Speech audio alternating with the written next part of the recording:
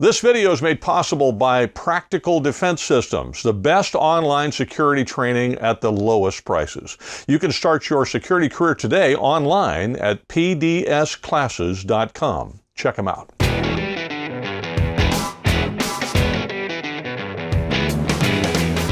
Hi, I'm Joel Persinger. I'm the Gun Guy. Thank you very much for all of your support of GunGuyTV. I'm really grateful. This is the last of the three segments of my interview with Dan O'Kelly about what's going on with ATF and the beating they're taking in the courts, in the Congress, and, well, just about everywhere else.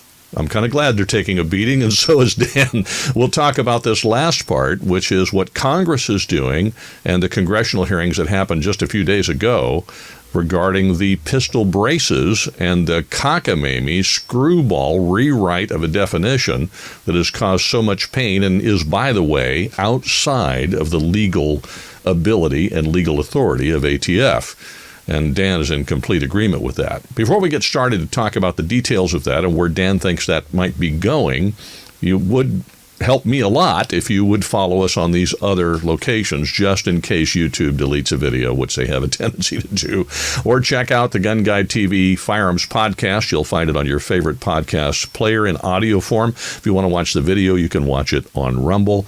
And please do follow me on any of these social media platforms that you like. There's a bunch of them. Pick the one that you like and follow over there. And that way, every time I post a video, you'll know about it, because I do post a notice about those videos and a link to them at those locations. Lastly, if you'd like to support, you can do that by following me and supporting on GunGuyTV Crew. That's on Locals. Or on Patreon. If you happen to already be there, you can do it on Patreon as well. You can just follow the link in the description or go to GunGuyTVCrew.com. All right, let's go talk to Dan. Looks like ATF is really getting beat up in the House of Representatives over the whole pistol brace thing. I'm wondering what your thoughts are about that and where you think that might go. Once again, ATF thinks they can make up laws as they go. They forget that it's Congress who makes laws. What is the definite? The whole thing about braces is ATF calls a braced pistol a rifle. I'm sorry, what's the definition of a rifle? It's a gun with a rifled bore that is designed to be fired from the shoulder. A brace was not designed for use on the shoulder. I don't care how many million people might have or be using them against the shoulder. That doesn't change the definition of a rifle. There's a procedure in place for ATF. If they want to prosecute someone that they find firing a braced pistol from the shoulder, that's already in place. But you cannot just summarily pretend something's illegal that, for starters, you said was legal for 10 years. So you got tens of millions of Americans who have built firearms based upon these braces, and suddenly, unless they modify them, I think it's a felony, isn't it? I mean, if they don't modify them, then they're instant felons. According to what ATF has in place, yeah, they, at the end of this 120 days, they intend to take enforcement action. In other words, charge you with an unregistered short-barreled rifle for anybody and everybody they find in possession of one. Something that I continually see concerning these that I think everybody should be careful of is, because it's, again, inequity under the law.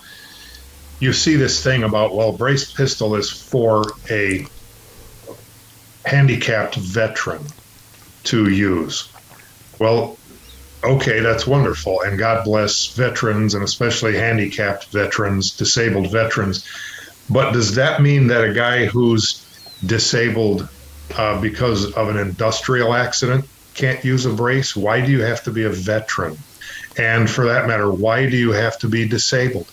Can a person who still has all four limbs and all their mobility cannot use a brace? But you'll see it in ATF rhetoric and in some of the gun public's rhetoric about, these are for disabled veterans. Let's lose that terminology, because it's either legal for everybody or it's not legal for everybody. And of course it is legal. Yeah, it's obviously, and Congress is going after them. So I guess this is the question I have, since you were at ATF as long as you were. You got the president pushing ATF one direction. You now have the House, who holds the purse strings, pushing ATF the opposite direction. that's got ATF, and then you got the courts slapping ATF down right, left, and sideways. That's a pressure cooker ATF is in right now. I mean, what do they do? How do they respond to this kind of pressure typically? Well, all I can do is chuckle about that because, if you're the director of ATF and the phone rings and it's somebody above your pay grade, in other words, it's either the White House or the House of Representatives or the Senate or whoever, and they tell you, look, I expect you to do X, Y, Z by the end of the day, the end of the week, you have to do it. That's who you work for. And if they say do A on Wednesday and then on Thursday somebody says do B, well, sucks to be you, sort of. I don't know how you deal with that, but that's the position they're in. Well, and it's not as if the president is above the House of Representatives pay grade. They're co-equal branches. I'm saying above ATF. No, what I'm saying is when you're ATF, you get the House or the Senate or the president. It doesn't matter. They're co-equal branches of government. So now you got two bosses. You got like two, admirals, same rank, telling you what to do, and they're telling you different things. One's telling you to turn right, one's telling you to turn left. Which way do you turn? And then the judge from the judicial branch, again, co-equal branch of government, is smacking you on your head because you went one direction or another. I think you're right. Sucks to be you, which I'm sorry, I have to admit, I find it somewhat entertaining, to be honest with you. Where do you think this is going with the whole pistol brace thing? I'm of the opinion that ATF is going to have to take this on the chin and lose. What are your thoughts? They are, because, again, just like with the whole receiver issue, the definitions are clearly written. They say what they say, and what they say is not that a braced pistol is a rifle. Well, they're going to lose. That's an absolute from where I'm sitting. Do you think that they'll change? I mean, do you think that they'll make the change on their own based upon the pressure from Congress and just give it up? Or do you think they'll stick with it and fight it? No, they'll stick with it and fight it and the only reason they're pursuing this after this 10-year change is because what's different now that we didn't have 10 years ago? We have Biden for president. We didn't have him for president 10 years ago. That's the reason they're doing this now. They're being told to do it, and they have no choice but to do it. So until the only authority who can smack it down, that being federal judges, gets to that point, it's going to keep going. The courts used to have blind faith in ATF, quote, experts, whether it was a field agent or somebody from firearm technology. And that has been watered down a lot because of things like agents testifying to, hey, what the company told me. It's not a company, but let's say, towing the company line. And then a defense attorney brings in an expert who points out, no, in fact, that's not the case. Here are the facts. So ATF has lost a lot of credibility through that and through having contradicted themselves. You can't say that bump stocks are not a machine gun for 10 years and then wake up tomorrow morning, oh, by the way, bump stocks are machine guns. Braces are not shoulder stocks for 10 years and now tomorrow morning, oh, now those are rifles. You're going to go to prison. How much credibility do you lose doing a 180 pivot? The laws haven't changed. Bump stocks didn't change. Braces haven't changed. The only thing that changed is ATF's opinion. And it's like, hey, our legal system is not based on opinions. You don't get to arrest people based on what your opinion is that day. So, yeah, ATF has lost a heck of a lot of credibility. The problem with this, too, is that when ATF does a 180 like this, they crush businesses. These folks who made braces and bump stocks, I mean, they're driving people out of business. They're costing jobs just based upon the fact that somebody got a wild hair one day and decided that because a politician said something to them, they're going to ban this or that.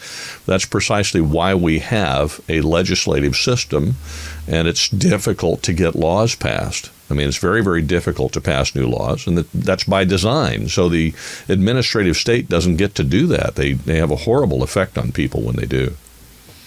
Yeah, to your point, I can't count the number of companies and individuals who have been financially crushed by ATF. And in many cases, that's the way they operate. If they can't get you legally, they'll just drag you through the keyhole financially by prosecuting you. And by the time you pay your attorney everything you own to prove that you're right, then you get to go back home, but you don't have a home to go to because you had to sell it to pay your attorney. It's ridiculous. And to your other point about bump stocks, the same thing with forced reset triggers. For every shot that comes out the end of the gun, there is a rearward function of the trigger, and it's an actual function of course, releasing the hammer, and then a forward function of the trigger, that being the reset, the re-engagement of the trigger with the sear or the hammer. So you have two functions of the trigger, twice as many as required to be semi-automatic, twice as many functions of the trigger occur mechanically, and it's mechanically provable. You know, you can bring in any engineer you want. You know, if only one function of the trigger was happening per shot, it would still be semi-automatic. But the way AR-15s work, you're having two functions fired. So how, you know, and then here's ATF. Oh no, that's a machine. And that falls into what I said, you know, a few minutes ago, that ATF doesn't get to assign themselves a jurisdiction. Congress does. They go, look, here are the definitions. If something falls within it, ATF, you're all over it. That's yours. But you don't get to change them. You don't get to make those definitions. So as far as the definition of a machine gun, here's the definition. If something falls within it, fine. But what ATF does is, well, we're going to play with word games, you know, and that's what they do. That whole, well, it does it automatically. So what? Automatically is just an adjective of, you know, with a single function of the trigger. It doesn't work that way in English. You know, it's an interesting thing that you said about the process, because there's a saying that I've heard among administrative agencies that the process is the punishment. If they know that they can't actually get you, they drag you through the process and run you out of business because it costs you a fortune to defend yourself. And that is an incredible abuse of power, of government power. It's either legal or it's not. It's either a crime or it's not. And if it isn't a crime, then we've got to have some way to stop the government from dragging people through this onerous process for the purpose of punishing them for something they know full well is not a crime. Thank you very much for listening to the entire interview. I hope you got all three segments, and if this segmented version of interviews works well for you, please do let me know. It makes it a little bit easier probably to consume, because they can get long. Obviously, by design, I want to make sure that you're getting the detailed information that you need. Have a great week. Please do support your local organization or national organization fighting for your rights. And if you would support GunGuyTV by joining GunGuyTV crew, I would certainly appreciate that as well. And please like and subscribe in case you haven't already done that. Thank you again. Have a great week. Wherever you go, whatever you do, stay safe.